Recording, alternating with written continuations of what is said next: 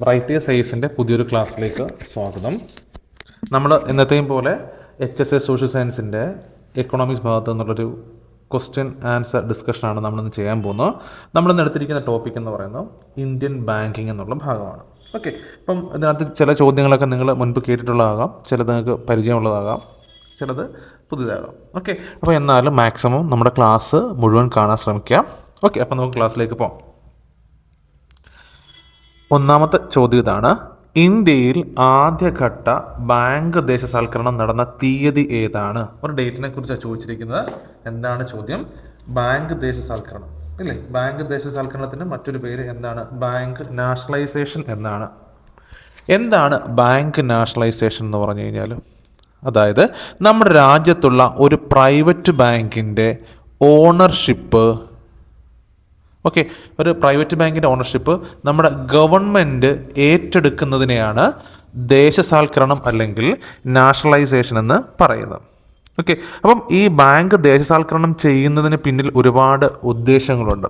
ഇപ്പം ഒന്നെന്ന് പറയുന്നത് നമ്പർ ഓഫ്, അതായത് നമ്മൾ ഒരു ബാങ്കിൻ്റെ ദേശസാൽക്കരണം നടന്നു കഴിയുമ്പോഴത്തേക്ക് അതിൻ്റെ ബ്രാഞ്ചസിൻ്റെ എന്ത് ചെയ്യുന്നു? ഇൻക്രീസ് ചെയ്യും. നമ്പർ ഓഫ് ബ്രാഞ്ചസ് ഇൻക്രീസ് ചെയ്യും. അപ്പം അതുകൊണ്ട് തന്നെ ഒരു ബെനിഫിറ്റ് എന്ന് വെച്ച് കഴിഞ്ഞാൽ കൂടുതൽ റൂറൽ ഏരിയയിലേക്കും അതുപോലെ തന്നെ റൂറൽ പീപ്പിൾ ആളുകളിലേക്കും എന്ത് ചെയ്യാൻ പറ്റുന്നുണ്ട്?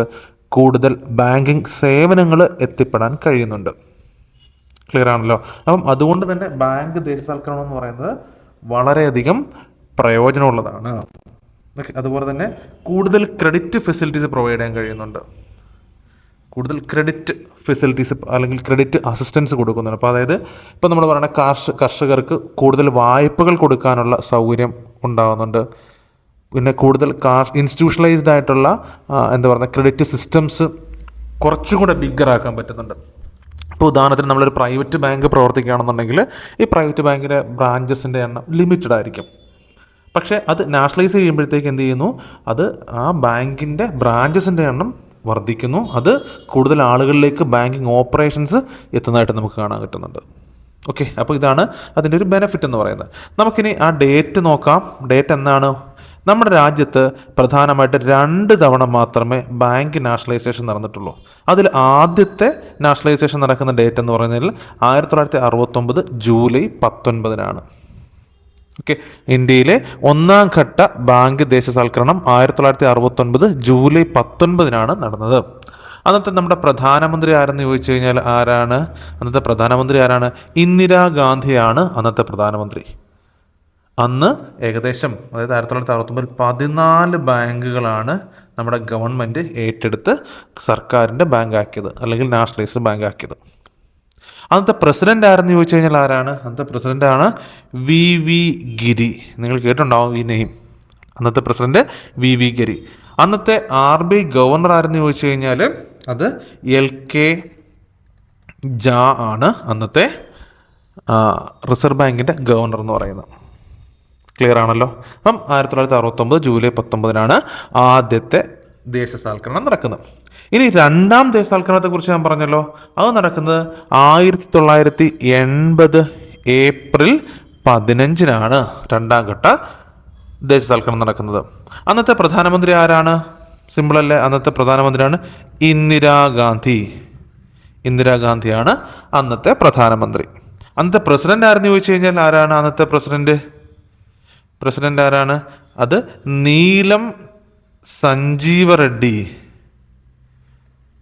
നീലം സഞ്ജീവ റെഡ്ഡി ആയിരുന്നു അന്നത്തെ പ്രസിഡന്റ് എന്ന് പറയുന്നത്. അന്നത്തെ RBI ഗവർണർ ആരാണ്? അന്നത്തെ RBI ഗവർണർ അത് IG പട്ടേലാണ് അന്നത്തെ RBI ഗവർണർ എന്ന് പറയുന്നത്. ക്ലിയർ ആണോ?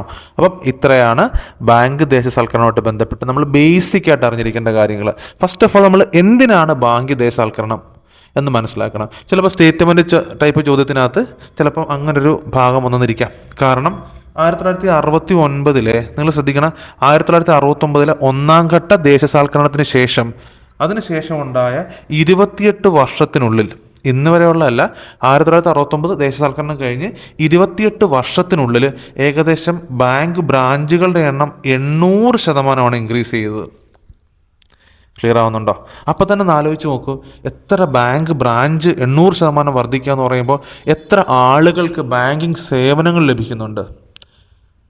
ഓക്കെ, ഇപ്പോൾ ഗവൺമെൻറ് ഒരു ബാങ്ക് ഏറ്റെടുക്കുമ്പോൾ കർഷകർക്ക് എത്രത്തോളം ബെനിഫിറ്റ് ഉണ്ടാകുന്നുണ്ട്, അല്ലെന്നുണ്ടെങ്കിൽ മൈക്രോ ഓർഗനൈസേഷൻസ് നടത്തുന്നവർക്ക്, അല്ലെങ്കിൽ സ്മോൾ സ്കെയിൽ ഇൻഡസ്ട്രീസ് നടക്കുന്നവർക്ക്, ഇവർക്കൊക്കെ ഏറ്റവും ബെനിഫിറ്റ് ആയിട്ടുള്ള ഏറ്റവും പലിശ കുറഞ്ഞ രീതിയിൽ ബാങ്കിങ് സർവീസസ് ലഭ്യമാകുന്നുണ്ട്. അപ്പോൾ അതുകൊണ്ട് തന്നെ ബാങ്ക് ദേശസാൽക്കരണം എന്ന് പറയുന്നത് വളരെ പ്രധാനപ്പെട്ട ഒന്നായിരുന്നു. ക്ലിയർ? അപ്പം ഒന്നാം ഘട്ടത്തിൽ 14 ബാങ്ക്, രണ്ടാം ഘട്ടത്തിൽ 6 ബാങ്ക്. ക്ലിയർ? നമുക്ക് അടുത്ത ഭാഗത്തേക്ക് നോക്കാം. അടുത്ത ചോദ്യം നോക്കാം. നിലവിലെ SBIയുടെ സ്ഥാപക ചെയർമാനായ മലയാളി ആരാണ്? അത് നമ്മുടെ SBI ഫോം ചെയ്യുന്ന സമയത്ത്, state bank of India form ചെയ്യുന്ന സമയത്ത് അന്നത്തെ സ്ഥാപക ചെയർമാനായിരുന്നു ആരായിരുന്നു? മലയാളിയും കൂടാണ് അദ്ദേഹം. ആരാണ്? CS Setty, doctor John Mathai, Arundhati Bhattacharya, MS Dhoni. Okay, ഇതിനകത്തുള്ള ഓപ്ഷൻസ് കുറച്ച് സിമ്പിൾ ആയതുകൊണ്ട് നമുക്ക് ആൻസറിലേക്ക് എത്താൻ പറ്റും. ആരാണ്?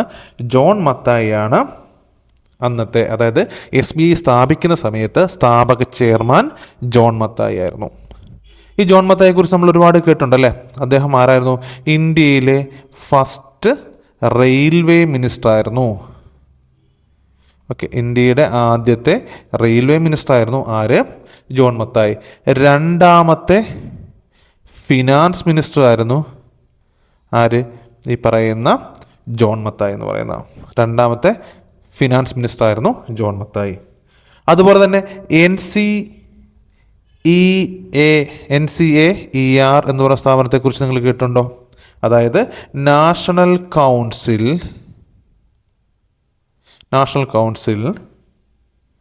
Of applied economic research. Okay, national council of applied economic research എന്ന് പറയുന്ന സ്ഥാപനത്തിൻ്റെ ഫൗണ്ടറാണ് ആര്? ജോൺ മത്തായി. അപ്പോൾ അത്രയും ഒരുപാട് പൊസിഷൻസ് വഹിച്ച ഒരാളാണ് എന്ന് പറയുന്നത് ഈ ജോൺ മത്തായി എന്ന് പറയുന്നത്. ഓക്കെ, അദ്ദേഹം ഫിനാൻസ് മിനിസ്റ്റർ സ്ഥാനത്ത് നിന്ന് റിസൈൻ ചെയ്ത് പോകുമായിരുന്നു. അദ്ദേഹത്തിന് ഗവൺമെൻറ്റുമായിട്ടുണ്ടായ, അതായത് പഞ്ചവത്സര പദ്ധതിയായിട്ട് ബന്ധപ്പെട്ട്, പ്ലാനിംഗ് കമ്മീഷനും പഞ്ചവത്സര പദ്ധതിയായിട്ട് ബന്ധപ്പെട്ട ഉണ്ടായൊരു ചെറിയ തർക്കം കാരണം അദ്ദേഹം ആ സ്ഥാനത്ത് നിന്ന് റിസൈൻ ചെയ്ത് പോകുമായിരുന്നു. അപ്പം ഓർക്കുക, നിലവിലെ SBIയുടെ സ്ഥാപക ചെയർമാനാണ്, അല്ലെങ്കിൽ സ്ഥാപക ചെയർമാനായ മലയാളി ആരെന്ന് ചോദിച്ചു കഴിഞ്ഞാൽ ഡോക്ടർ ജോൺ മത്തായിയാണ്. പിന്നെ അപ്പോൾ ചോദിക്കുക, എന്നാണ് SBI സ്ഥാപിതമാകുന്നത്? 1955 SBI സ്ഥാപിതമാകുന്നത്, അതായത് നാഷണലൈസ് ചെയ്യപ്പെടുന്നത്. ക്ലിയർ ആണല്ലോ? അതാണ് രണ്ടാമത്തെ ചോദ്യം. മൂന്നാമത്തെ ചോദ്യം നോക്കാം. ഏത് ദിവസമാണ് SBIയിൽ 5 അസോസിയേറ്റ് ബാങ്കുകളും ഭാരതീയ മഹിളാ ബാങ്ക് BMB ലയിക്കുന്നത്? ഓക്കെ, ലയിക്കുക അല്ലേ, ലയനം അല്ലെങ്കിൽ മെർജിങ് അല്ലെങ്കിൽ മെർജർ എന്നൊക്കെ നമ്മൾ പറയാറുണ്ട്. എന്താണ് ഈ മെർജിങ് അല്ലെങ്കിൽ മെർജർ എന്ന് പറഞ്ഞു കഴിഞ്ഞാൽ? ഇത്രേ ഉള്ളൂ, സിമ്പിളായിട്ട് രണ്ടോ അതിലധികമോ ബാങ്കുകൾ കൂടി ചേർന്നിട്ട് ഒറ്റ ബാങ്കായിട്ട് മാറുന്നതിനെയാണ് നമ്മൾ എന്തെന്ന് പറയുന്നത്? മെർജിങ് എന്ന് പറയുന്നത്, ബാങ്ക് മെർജിങ് എന്ന് പറയുന്നത്. ഓക്കെ, അപ്പോൾ 2 ബാങ്കുകൾ മറ്റൊരു ബാങ്കിലേക്ക് ചേർന്ന് ഒറ്റ ബാങ്കായിട്ട് മാറും. അപ്പോൾ എന്ത് സംഭവിക്കുന്നു? അതായത് നിലവിലുള്ള ഈ 2 ബാങ്കുകളും ചെറിയ ബാങ്കുകളാണെന്നുണ്ടെങ്കിൽ അത് മെർജ് ചെയ്യുമ്പോഴത്തേക്ക് കുറച്ചും കൂടെ മാർക്കറ്റ് ക്യാപിറ്റലൈസേഷൻ ഉള്ളതും അല്ലെങ്കിൽ കൂടുതൽ അസറ്റ് വാല്യൂ ഉള്ളതുമായിട്ടുള്ള ഒരു വലിയ ബാങ്ക് ക്രിയേറ്റ് ചെയ്യപ്പെടുന്നു. ഇതാണ് ബാങ്ക് മെർജിങ് എന്ന് പറയുന്നത്. ഓക്കെ, നമ്മുടെ ചോദ്യം ഇതാണ്. 2017 അല്ലെങ്കിൽ ഞാൻ ആൻസർ പറഞ്ഞു. അപ്പം ഈ SBIയിൽ, അപ്പം നമ്മുടെ ഇന്ത്യയിലെ ഏറ്റവും വലിയ നാഷണലൈസ്ഡ് ബാങ്ക് ഏതാണ്? SBI ആണ്. ഓക്കെ, ഈ SBIയിലേക്ക് 5 സ്റ്റേറ്റ് ബാങ്കിൻ്റെ തന്നെ അസോസിയേറ്റ് ബാങ്കുകളും പ്ലസ് ഭാരതീയ മഹിളാ ബാങ്കും കൂടെ ലയിച്ചു ചേർന്നു. ആ ഡേറ്റ ചോദിച്ചിരിക്കുന്നത് 2017 ഏപ്രിൽ 1. അതായത് 2017 ഏപ്രിൽ 1 SBIയിലേക്ക് 5 സ്റ്റേറ്റ് ബാങ്ക് അസോസിയേറ്റുകളും അതുപോലെ തന്നെ 1 മഹിളാ ബാങ്കും കൂടെ മെർജ് ചെയ്തു. മൊത്തത്തിൽ 6 ബാങ്കുകൾ ലയിച്ചു. ഓക്കെ, അപ്പോൾ SBI എന്ന് പറയുന്ന ബാങ്ക് അത്രത്തോളം വലുതായി എന്നാണ് അതിൻ്റെ അർത്ഥം. അതായത് SBIയുടെ, സ്റ്റേറ്റ് ബാങ്ക് ഓഫ് ഇന്ത്യയുടെ മാർക്കറ്റ് ക്യാപിറ്റലൈസേഷൻ അത്രത്തോളം വലുതായി. ഓക്കെ, അപ്പോൾ ഏതൊക്കെ ബാങ്കുകളാണ് SBIയിൽ നിന്ന് ലയിച്ചതെന്ന് ചോദിച്ചു കഴിഞ്ഞാൽ 2017 ഏപ്രിൽ 1 ഏതൊക്കെ ബാങ്കുകൾ ലയിച്ചെന്ന് ചോദിച്ചു കഴിഞ്ഞാൽ സിമ്പിളായിട്ട് ഓർത്ത് വെക്കാം. ഒന്ന് വെച്ചാൽ സ്റ്റേറ്റ് ബാങ്ക് ഓഫ്, അതാണ് ഞാൻ SBI എന്ന് എഴുതുന്നത്, state bank of Bikaner Bikaner and Jaipur. അതാണ് ഒന്നാമത്തെ ബാങ്ക്. ഓക്കെ, ഒന്ന്. രണ്ടാമത്തെ ഒന്നാണ് സ്റ്റേറ്റ് ബാങ്ക് ഓഫ് നമ്മുടെ ട്രാവൻകൂർ. നമ്മൾ കണ്ടിട്ടുണ്ടാവുമല്ലോ പണ്ട് SBT എന്നൊക്കെ നമ്മൾ പറയും. ആ SBT 2017 ഏപ്രിൽ 1 ഏതിലേക്ക് ചേർന്നു? SBIയിലേക്ക് ചേർന്നു. ഓക്കെ. മറ്റൊന്നാണ് മൂന്നാമത്തെയാണ് state bank of Mysore. Okay. അടുത്ത നാലാമത്തെയാണ് state bank of Patiala. Okay, state bank of Patiala. Okay, അഞ്ചാമത്തെയാണ് state bank of Hyderabad. Okay, state bank of Hyderabad.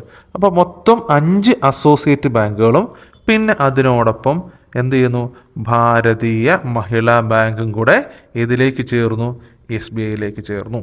ഇപ്പം നിങ്ങൾ പോകുമ്പോൾ ഈ പറയുന്ന ബിക്കാനീർ ആൻഡ് ജയ്പൂർ, ട്രാവൻകൂർ, മൈസൂർ, പാട്യാല, ഹൈദരാബാദ് ഇത്രയും ബാങ്കുകളൊന്നും കാണാൻ പറ്റത്തില്ല.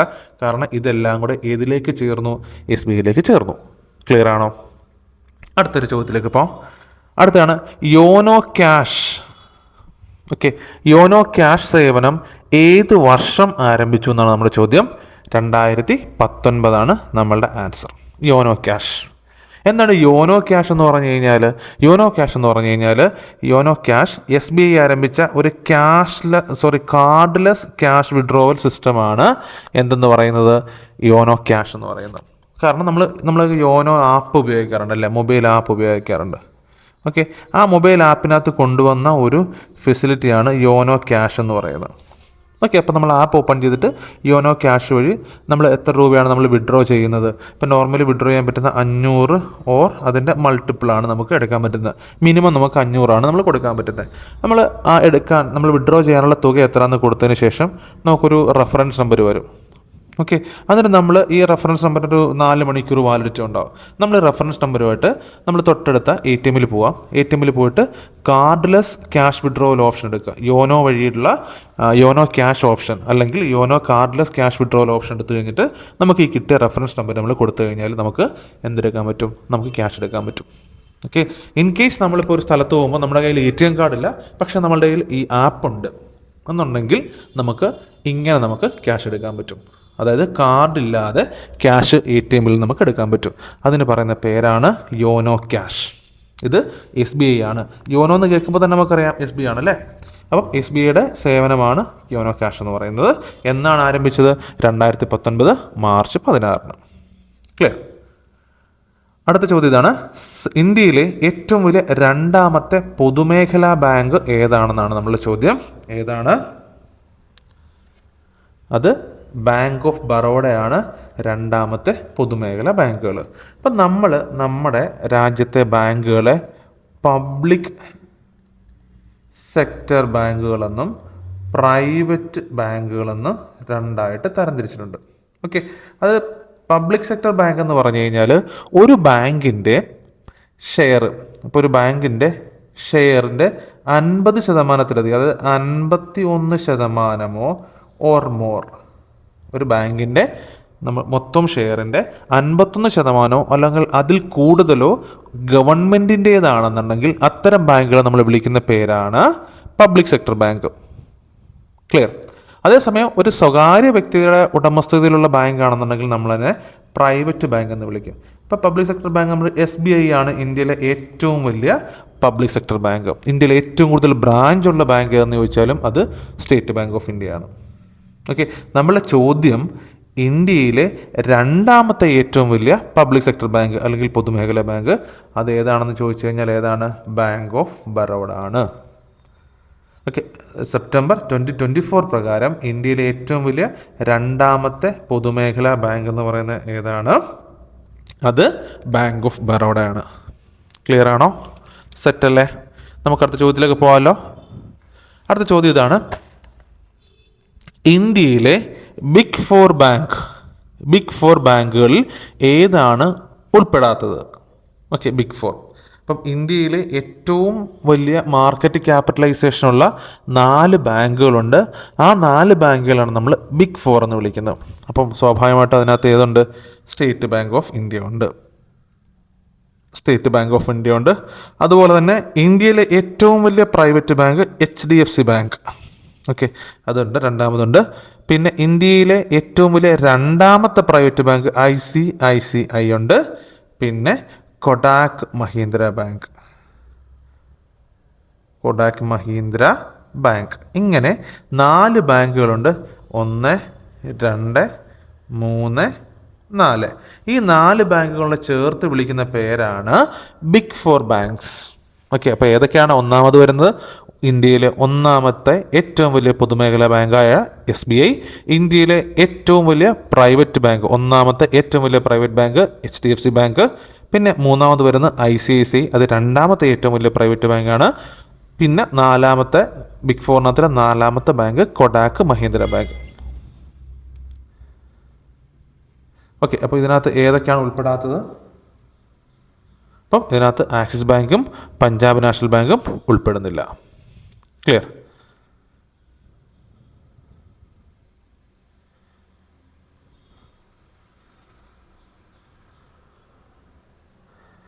ഓക്കെ, ഇതിനകത്ത് പഞ്ചാബ് നാഷണൽ ബാങ്കും ആക്സിസ് ബാങ്കും ബിഗ് 4 ഉൾപ്പെടുന്നില്ല. ക്ലിയർ? അപ്പോൾ ഇതിനകത്ത് വിവരണത്തിനകത്ത് ചെറിയൊരു പ്രോബ്ലമാണ്. നമ്മൾ എടുത്തിരിക്കുന്ന ഓപ്ഷനകത്ത് ചെറിയൊരു പ്രോബ്ലം ഉണ്ട്. നമുക്ക് 2 ഓപ്ഷനും ഉണ്ട്. പഞ്ചാബ് നാഷണൽ ബാങ്കും ആക്സിസ് ബാങ്കും ഇതിനകത്ത് വരുന്നില്ല, ഈ പറയുന്ന ബിഗ് 4 വരുന്നില്ല. ക്ലിയർ? അടുത്ത ചോദ്യം നോക്കാം. ഇന്ത്യയിലെ ആദ്യത്തെ വീഡിയോ ലൈവ് സർട്ടിഫിക്കറ്റ് സേവനം ഏത് വർഷമാണ് SBI ആരംഭിച്ചത്? ഓക്കെ, ലൈവ് സർട്ടിഫിക്കറ്റ് എന്ന് പറയുന്നത് നമുക്കറിയാമല്ലേ, ഒരാൾ ജീവിച്ചിരിപ്പുണ്ടോ എന്നുള്ളതിൻ്റെ കൺഫർമേഷൻ കൊടുക്കുന്നതിനെയാണ് നമ്മൾ എന്തെന്ന് പറയുന്നത്, ലൈവ് സർട്ടിഫിക്കറ്റ് എന്ന് പറയുന്നത്. ഇപ്പോൾ അതായത് ഒരു വ്യക്തി, ഇപ്പോൾ A എന്ന് പറയുന്ന ഒരു വ്യക്തി ഏതെങ്കിലും ഗവൺമെൻറ് ഓർഗനൈസേഷനിൽ നിന്നോ അല്ലെന്നുണ്ടെങ്കിൽ ട്രഷറി പോലുള്ള ഫിനാൻഷ്യൽ സ്ഥാപനങ്ങളിൽ നിന്നോ അല്ലെങ്കിൽ ഏത് ഇൻസ്റ്റിറ്റ്യൂഷനിൽ നിന്നോ പെൻഷനോ അല്ലെങ്കിൽ സാമ്പത്തിക ധനസഹായം സ്വീകരിക്കുന്നുണ്ടെങ്കിൽ എന്ത് ചെയ്യണം? വർഷാവർഷം ഈ A എന്ന് പറയുന്ന വ്യക്തി ജീവനോടെ ഉണ്ട് എന്നുള്ളതിൻ്റെ ഒരു കൺഫർമേഷൻ ഈ ഓർഗനൈസേഷന് കൊടുക്കണം. ഇപ്പോൾ ഉദാഹരണത്തിന് ഒരാൾ ട്രഷറി വഴി അല്ലെങ്കിൽ സ്റ്റേറ്റ് ബാങ്ക് ഓഫ് ഇന്ത്യ വഴി പെൻഷൻ വാങ്ങുകയാണ്. അയാൾ സ്റ്റേറ്റ് സർവീസിലുണ്ടായിരുന്ന ആളാണ്. അയാളുടെ പെൻഷൻ സ്റ്റേറ്റ് ബാങ്കിലേക്ക് വരുന്നു, സ്റ്റേറ്റ് ബാങ്കിൽ നിന്ന് പെൻഷൻ എടുക്കുന്നു. ഇങ്ങനൊരു സാഹചര്യം വരുമ്പോൾ അവർ എല്ലാ വർഷവും പോയിട്ട് ലൈവ് സർട്ടിഫിക്കറ്റ് കൊടുക്കണം. അതായത് ഞാൻ ജീവിച്ചിരിപ്പുണ്ട് എന്നുള്ളൊരു സർട്ടിഫിക്കറ്റ് കൊടുക്കണം ബാങ്ക് വഴി. അപ്പോൾ അങ്ങനെ കൊടുക്കുന്ന സർട്ടിഫിക്കറ്റിന് പറയുന്ന പേരാണ് ലൈവ് സർട്ടിഫിക്കറ്റ് എന്ന് പറയുന്നത്. ഞാൻ ജീവിച്ചിരിപ്പുണ്ട് എന്നുള്ള കൺഫർമേഷനാണ് ലൈവ് സർട്ടിഫിക്കറ്റ്. അപ്പോൾ ഇന്ത്യയിൽ SBI ആദ്യമായിട്ട് എന്ത് കൊണ്ടുവന്നു? ലൈവ് സർട്ടിഫിക്കറ്റ് നമുക്ക് വീഡിയോ കോൺഫറൻസിങ് വഴി ചെയ്യാം. അതിൻ്റെ പേരാണ് വീഡിയോ ലൈവ് സർട്ടിഫിക്കറ്റ് എന്ന് പറയുന്നത്. അപ്പോൾ അത് ഒരു പോർട്ടൽ വഴി അവർക്ക്, അതായത് പെൻഷൻ സേവാ പോർട്ടൽ എന്ന് പറയുന്ന ഒരു പോർട്ടലുണ്ട്. പെൻഷൻ സേവാ പോർട്ടൽ. ഓക്കെ, പെൻഷൻ സേവാ പോർട്ടൽ വഴി അവർക്ക് വീഡിയോ കോൺഫറൻസ് റിക്വസ്റ്റ് ചെയ്തിട്ട് ആ സൈറ്റിൽ അല്ലെങ്കിൽ ആ പോർട്ടലിൽ വീഡിയോ കോൺഫറൻസിങ്ങിലൂടെ അവർക്ക് എന്ത് പറയാൻ പറ്റും? ഞാൻ ജീവിച്ചിരിപ്പുണ്ട്. അങ്ങനെ ഈ പോർട്ടൽ വഴി വീഡിയോ ലൈവ് സർട്ടിഫിക്കറ്റ് സേവനം ആരാണ് ആരംഭിക്കുന്നത്? ആദ്യമായിട്ട് SBI ആണ് ആരംഭിക്കുന്നത്. അത് എന്നാണ്? 2021. ക്ലിയർ ആണോ? അപ്പോൾ ഇങ്ങനെ ചോദ്യം ചോദിക്കാം. 2021 വീഡിയോ ലൈവ് സർട്ടിഫിക്കറ്റ് സേവനം ആരംഭിച്ച ആദ്യത്തെ ബാങ്ക് ഏത് എന്ന് ചോദിക്കാം. അപ്പോൾ SBI. ഇനി എന്ന് ആരംഭിച്ചു എന്ന് ചോദിച്ചു കഴിഞ്ഞാൽ അത് 2021.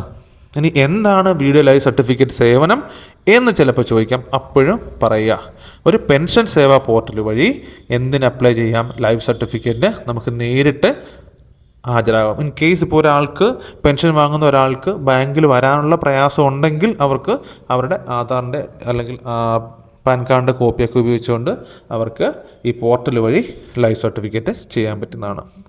ഓക്കെ, അതാണ് വീഡിയോ ലൈവ് സർട്ടിഫിക്കറ്റ് എന്ന് പറയുന്നത്. ഓക്കെ, അടുത്ത ചോദ്യം ഇതാണ്. പൂർണ്ണമായും വനിതകൾ നിയന്ത്രിക്കുന്ന ഇന്ത്യയിലെ ആദ്യ ബാങ്ക് ഏതാണ്? അത് വനിതകൾക്ക് വേണ്ടിയിട്ടുള്ള, ഓക്കെ, സ്ത്രീ ശാക്തീകരണം, ഇന്ത്യയുടെ ശാക്തീകരണം എന്ന് മുദ്രാവാക്യമുള്ള, എന്ന് ഒരു എയിമുള്ള ബാങ്ക് ഏതായിരുന്നു? അത് ഭാരതീയ മഹിളാ ബാങ്കാണ്. ഓക്കെ, ഭാരതീയ മഹിളാ ബാങ്ക്. ഓക്കെ, അപ്പോൾ ഭാരതീയ മഹിളാ ബാങ്കാണ് പൂർണ്ണമായിട്ടും സ്ത്രീകൾ നിയന്ത്രിക്കുന്നത്. സ്ത്രീകൾക്ക് വേണ്ടിയിട്ട് ഒരുപാട് സ്കീംസ് കൊണ്ടുവരുന്നതിന് വേണ്ടിയിട്ട് ഒക്കെ ആരംഭിച്ച ബാങ്കാണ് ഭാരതീയ മഹിളാ ബാങ്ക് എന്ന് പറയുന്നത്. ഇത് എന്നാണ് ആരംഭിച്ചതെന്ന് വെച്ച് കഴിഞ്ഞാൽ 2013 നവംബർ 19, അതായത് ഇന്ദിരാഗാന്ധിയുടെ 90ാം ജന്മദിനത്തിലാണ് ഭാരതീയ മഹിളാ ബാങ്ക് ന്യൂഡൽഹിയിൽ ഉദ്ഘാടനം ചെയ്തത്. അന്നത്തെ പ്രൈം മിനിസ്റ്റർ ആരെന്ന് ചോദിച്ചാൽ അറിയാമല്ലോ, മൻമോഹൻ സിംഗ് ആണ്. മൻമോഹൻ സിംഗ് ആണ് അന്നത്തെ പ്രധാനമന്ത്രി എന്ന് പറയുന്നത്. ക്ലിയർ ആണല്ലോ. ഇത് നമ്മൾ മുമ്പ് പറഞ്ഞു 2013 ആരംഭിച്ചു, 2017 SBI ആയിട്ട് മെർജ് ചെയ്തു. നമ്മൾ മുമ്പൊരു ചോദ്യത്തിനകത്ത് നമ്മൾ പറഞ്ഞിട്ടുണ്ടായിരുന്നു. ഓക്കെ, അതാണ് ഭാരതീയ മഹിളാ ബാങ്ക്. അടുത്ത നോക്കാം, മഹിളാ ബാങ്ക് ആരംഭിച്ച മൂന്നാമത്തെ രാജ്യം ഏതാണ്? ഇന്ത്യയാണ്. ഓക്കെ, ലോകത്ത് മഹിളാ ബാങ്ക് ആരംഭിച്ച രാജ്യങ്ങളിൽ ഒന്നാമത് ആരാണ്? പാകിസ്ഥാന്, രണ്ടാമത് ടാൻസാനിയ, മൂന്നാമത് ഇന്ത്യയാണ്. ക്ലിയർ. അടുത്ത നോക്കാം, ഭാരതീയ മഹിളാ ബാങ്കിൻ്റെ ആദ്യത്തെ ചെയർപേഴ്സണും മാനേജിംഗ് ഡയറക്ടറും ആരായിരുന്നു?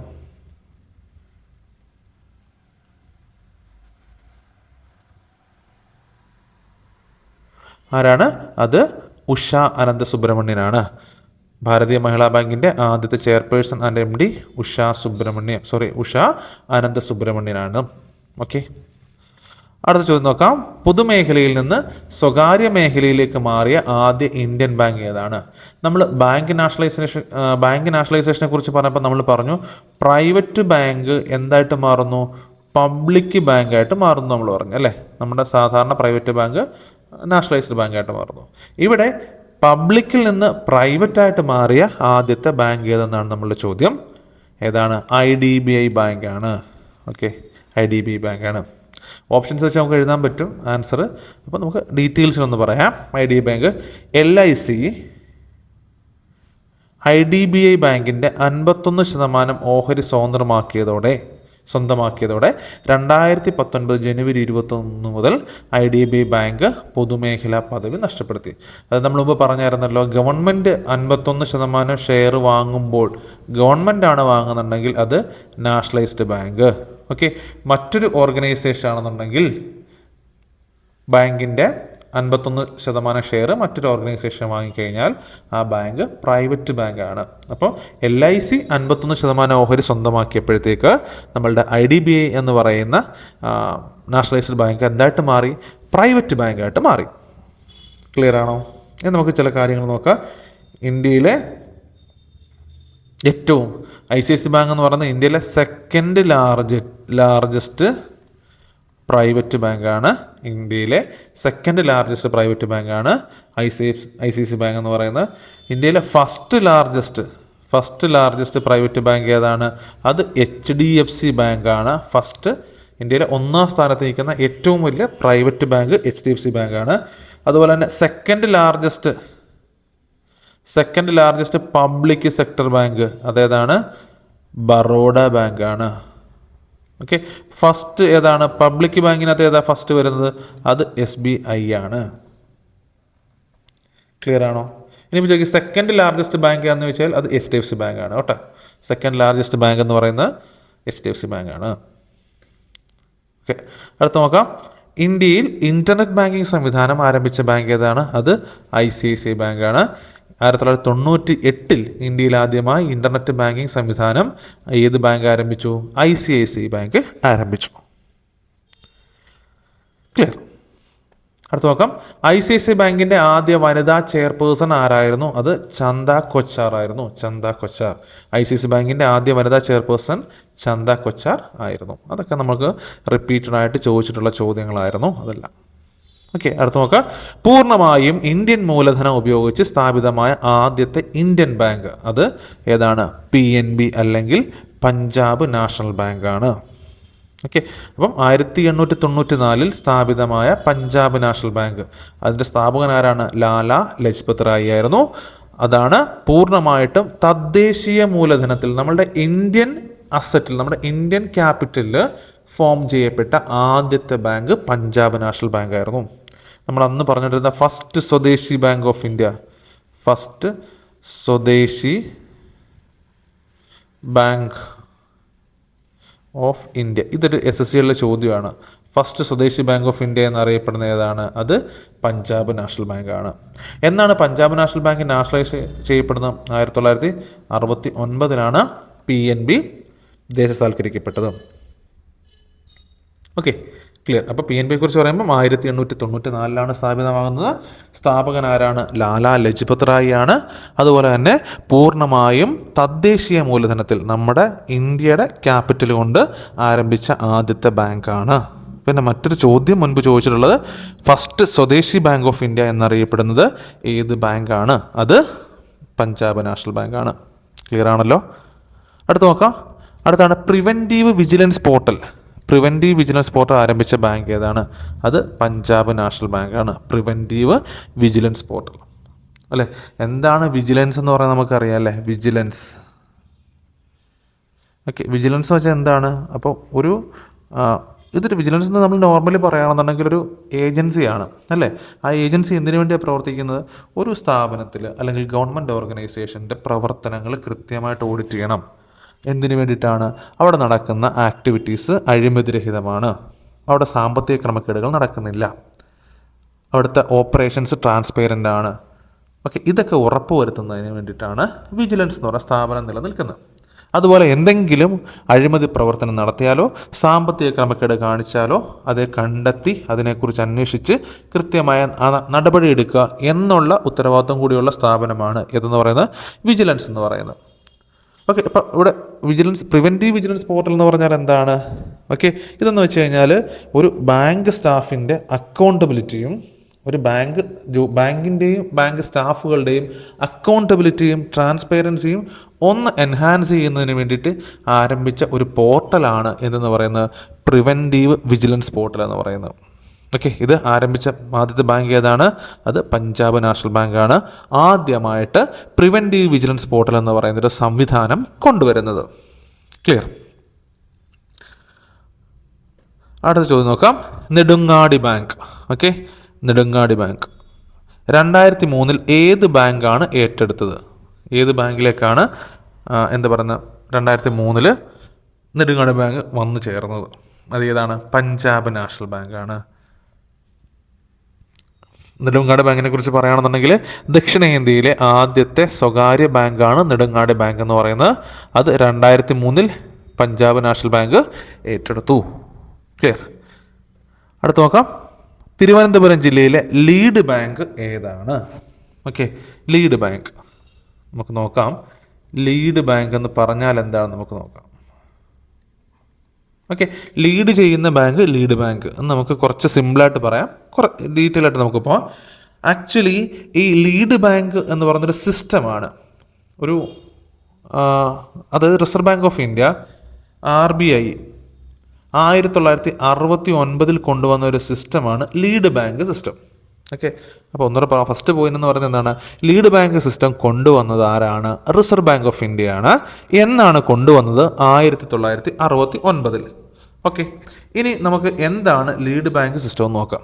അതായത് റിസർവ് ബാങ്ക് ഒരു ബാങ്കിനെ അസൈൻ ചെയ്യും, എന്നിട്ട് അവരോട് പറയും ഒരു ഡിസ്ട്രിക്റ്റിലെ എല്ലാ ഫിനാൻഷ്യൽ ഇൻസ്റ്റിറ്റ്യൂഷൻസിൻ്റെയും ആക്ടിവിറ്റീസിനെ മോണിറ്റർ ചെയ്യുക, കൺട്രോൾ ചെയ്യുക.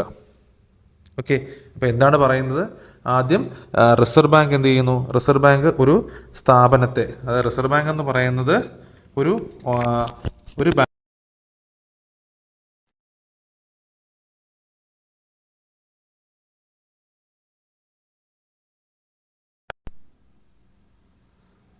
റിസർവ് ബാങ്ക് എന്താ ചെയ്യുന്നത്? റിസർവ് ബാങ്ക് ഒരു ബാങ്കിനെ ചുമതലപ്പെടുത്തിയിട്ട് പറയും ആ ഡിസ്ട്രിക്റ്റിലെ എല്ലാ ഫിനാൻഷ്യൽ ഇൻസ്റ്റിറ്റ്യൂഷൻസിൻ്റെയും ഓപ്പറേഷൻസിനെ കൺട്രോൾ ചെയ്യാൻ പറയും.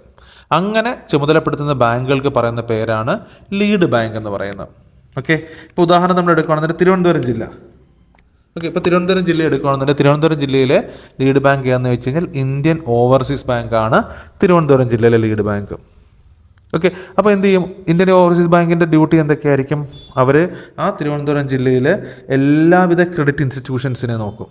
അപ്പോൾ അത് ബാങ്കുകളായിക്കോട്ടെ മറ്റ് ഫിനാൻഷ്യൽ ഇൻസ്റ്റിറ്റ്യൂഷൻസ് എല്ലാം ആയിക്കോട്ടെ, ഇവർ എങ്ങനെയാണ് ക്രെഡിറ്റ് കൊടുക്കുന്നത്? ഓക്കെ, അതായത് ക്രെഡിറ്റ് കൊടുക്കുക എന്ന് വെച്ച് കഴിഞ്ഞാൽ വായ്പ കൊടുക്കുക. അപ്പോൾ അതായത് ആളുകൾക്ക്, നോർമൽ ആളുകൾക്ക് അല്ലെങ്കിൽ ഓർഗനൈസേഷൻസിന് പലതരത്തിലുള്ള ലോണുകൾ കൊടുക്കാറുണ്ട്. അപ്പോൾ ഈ ലോണ് കൊടുക്കുന്നത് എങ്ങനെയാണ്? ലോണിൻ്റെ ലോണിൻ്റെ നിയമാവലി എന്തൊക്കെയാണ്? ഏതൊക്കെ ക്രൈറ്റീരിയ വെച്ചിട്ടാണ് ലോൺ കൊടുക്കുന്നത്? എന്നിങ്ങനെ കുറേ കാര്യങ്ങളെക്കുറിച്ച് പഠിക്കുകയും അതിനെക്കുറിച്ച് തീരുമാനം എടുക്കുകയും ചെയ്യുന്ന ആരാണ്? ഈ ലീഡ് ബാങ്ക് ആയിരിക്കും. സിംപ്ലി പറയുകയാണെന്നുണ്ടെങ്കിൽ തിരുവനന്തപുരം ജില്ലയിലെ എല്ലാ ബാങ്കുകളെയും അതുപോലെ ഫിനാൻഷ്യൽ ഇൻസ്റ്റിറ്റ്യൂഷൻസിനെയും മോണിറ്റർ ചെയ്യുക എന്നുള്ള ഉത്തരവാദിത്തമുള്ള ബാങ്കാണ് ഇന്ത്യൻ ഓവർസീസ് ബാങ്ക്. കാരണം തിരുവനന്തപുരം ജില്ലയുടെ ലീഡ് ബാങ്ക് എന്ന് പറയുന്നത് ഏതാണ്? ഇന്ത്യൻ ഓവർസീസ് ബാങ്കാണ്. ക്ലിയർ? അപ്പോൾ ഞാൻ ഒന്നുകൂടെ പറയാം. ലീഡ് ബാങ്ക് സ്കീം കൊണ്ടുവന്നത് ആരാണ്? റിസർവ് ബാങ്ക് ഓഫ് ഇന്ത്യ ആണ്. എന്നാണ് കൊണ്ടുവന്നത്? 1969. ഇനി എന്താണ് ലീഡ് ബാങ്ക് എന്ന് ചോദിച്ചു കഴിഞ്ഞാൽ, റിസർവ് ബാങ്ക് ഒരു ബാങ്കിനെ ഒരു ജില്ലയിലെ എല്ലാവിധ ക്രെഡിറ്റ് ഇൻസ്റ്റിറ്റ്യൂഷൻസിനെയും എല്ലാവിധ ഫിനാൻഷ്യൽ ഇൻസ്റ്റിറ്റ്യൂഷൻസിനെയും ഇൻക്ലൂഡിങ് ബാങ്കുകൾ ഇവരെ കൺട്രോൾ ചെയ്യാൻ വേണ്ടിയിട്ട് ചുമതലപ്പെടുത്തും. അങ്ങനെ ചുമതല കിട്ടുന്ന ബാങ്കുകൾക്ക് പറയുന്ന പേരാണ് lead bank. Okay. Reserve bank of India Thiruvananthapuram ജില്ലയിലെ ഫിനാൻഷ്യൽ ഇൻസ്റ്റിറ്റ്യൂഷൻസിൻ്റെ കാര്യങ്ങൾ നോക്കി നടത്താൻ വേണ്ടിയിട്ട് ചുമതലപ്പെടുത്തിയിട്ടുള്ള ലീഡ് ബാങ്കാണ് ഇന്ത്യൻ ഓവർസീസ് ബാങ്ക്. ക്ലിയർ ആണല്ലോ? ഓക്കെ. അപ്പോൾ തിരുവനന്തപുരം ജില്ലയിലെ ലീഡ് ബാങ്ക് ഏതാണ്? ഇന്ത്യൻ ഓവർസീസ് ബാങ്കാണ്. ലീഡ് ബാങ്ക് ഒരു ജില്ലയുടെ വികസന കാര്യങ്ങൾക്ക് RBIയുടെ ലീഡർഷിപ്പ് പ്രകാരം തിരഞ്ഞെടുക്കപ്പെടുന്ന ബാങ്കാണ്. ക്ലിയർ? ഓക്കെ. ഇനി ലീഡ് ബാങ്ക് സിസ്റ്റം കൊണ്ടുവന്ന വർഷവും മാസവും എന്നാണ് ലീഡ് ബാങ്ക് സിസ്റ്റം RBI കൊണ്ടുവന്നത്? 1969 ഡിസംബറിലാണ് ലീഡ് ബാങ്ക് സിസ്റ്റം വരുന്നത്. ഒക്കെ നമുക്ക് നോക്കാം. പ്രൊഫസർ DR ഗാഡ്ഗിലിൻ്റെ നേതൃത്വത്തിലുള്ള RBI സ്റ്റഡി ഗ്രൂപ്പിൻ്റെ ശുപാർശ പ്രകാരം 1969 ലീഡ് ബാങ്ക് സ്കീം നടപ്പിലാക്കുന്നത്. ഈ സ്കീം ഓരോ ജില്ലയിലും ഒരു ബാങ്കിനെ, അതായത് ലീഡ് ബാങ്കിനെ സംഘാടകമായ വികസന പ്രവർത്തനങ്ങൾക്ക് വേണ്ടിയിട്ട് നിയോഗിക്കുന്നു. ആ ലീഡ് ബാങ്ക് ആയിരിക്കും അവിടുത്തെ ബാങ്കുകൾ, ഏതൊക്കെ ബാങ്കുകളുണ്ട്, ആ ബാങ്കുകൾ ആർക്കൊക്കെ ലോൺ കൊടുക്കുന്നുണ്ട്, ആ ലോൺ കൊടുക്കുന്നതിൻ്റെ രീതികൾ എന്തൊക്കെയാണ്. അഗ്രികൾച്ചർ സെക്ടർ, ഇപ്പോൾ അഗ്രികൾച്ചർ സെക്ടർ ആയിക്കോട്ടെ, അല്ലെങ്കിൽ സ്മോൾ സ്കെയിൽ ഇൻഡസ്ട്രീസ് ആയിക്കോട്ടെ, ഇവർക്ക് കൃത്യമായിട്ട് ലോൺ കൊടുക്കുന്നുണ്ടോ എന്ന് അന്വേഷിക്കണം. കൊടുക്കുന്നില്ല എന്നുണ്ടെങ്കിൽ അവർക്ക് ലോൺ കൊടുക്കാനുള്ള എന്തൊക്കെ നടപടികൾ സ്വീകരിക്കാം. ഇതെല്ലാം ആരുടെ റെസ്പോൺസിബിലിറ്റിയാണ്? ഈ ലീഡ് ബാങ്കിൻ്റെ റെസ്പോൺസിബിലിറ്റിയാണ്. ക്ലിയർ? അടുത്ത് നോക്കാം. PMJDY പ്രധാനമന്ത്രി ജൻധൻ യോജന ഔദ്യോഗികമായി ആരംഭിച്ചത് ഏത് തീയതിയാണ്? ഓക്കെ. എന്നാണ്? 2014 ഓഗസ്റ്റ് 28. ഓക്കെ. അപ്പോൾ എന്താണ് PMJDY എന്ന് വെച്ചാൽ എന്താണ്? പ്രധാനമന്ത്രി ജൻധൻ യോജന പ്രധാനമായും 2014 ഓഗസ്റ്റ് 28 ഉദ്ഘാടനം ചെയ്തിരുന്നു. ഓക്കെ. ഇതൊരു ദേശീയ ബാങ്കിങ് ഫിനാൻഷ്യൽ അധിഷ്ഠിത പരിപാടിയാണ്. പ്രധാന ലക്ഷ്യങ്ങളെന്ന് വെച്ച് കഴിഞ്ഞാൽ ബാങ്കിങ് അക്കൗണ്ടുകൾ, എല്ലാവർക്കും സാമ്പത്തികം ഉൾപ്പെടുത്തൽ, സാമ്പത്തിക ശാക്തീകരണം എന്നിവയാണ്. എന്ന് വെച്ച് കഴിഞ്ഞാൽ പ്രധാനമന്ത്രി ജൻധൻ യോജന എന്ന് പറഞ്ഞു കഴിഞ്ഞാൽ ഇത്രയേ ഉള്ളൂ.